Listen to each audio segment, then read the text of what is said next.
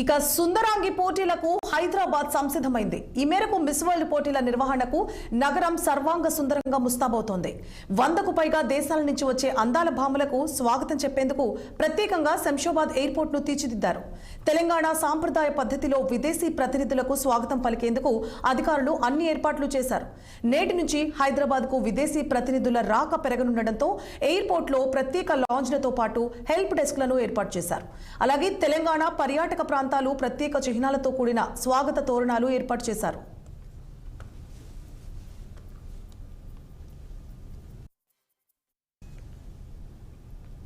తెలంగాణ జరూరానా నినాదం ప్రతి చోట కనిపించేలా వినిపించేలా పర్యాటక శాఖ అధికారులు ఏర్పాట్లు చేశారు. అయితే ఇప్పటికే వివిధ దేశాలకు చెందిన అందాల భామలు కొందరు నగరానికి చేరుకున్నారు.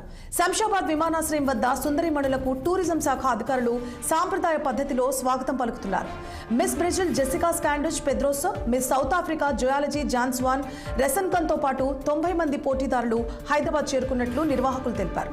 ఇక మిస్ వరల్డ్ పోటీలు నిర్వహిస్తున్న తెలంగాణ సర్కార్కు శుభాకాంక్షలు తెలుపుతూ నటి మంచు లక్ష్మీ ప్రసన్న ఓ వీడియో రిలీజ్ చేశారు.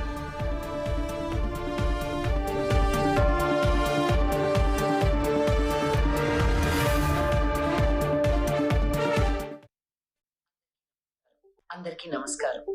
హైదరాబాద్ లో జరుగుతున్న మిస్ వరల్డ్ 2025 ఈ పోటీల్లో పాల్గొనే వారికి తెలంగాణ ప్రభుత్వానికి నా హృదయపూర్వకమైన శుభాకాంక్షలు. మన అందరం కలిసి కట్టుగా పంచి సూపర్ సక్సెస్ఫుల్ గా చేద్దాం. All the very best. మీ లక్ష్మి. అందరికీ నమస్కారం.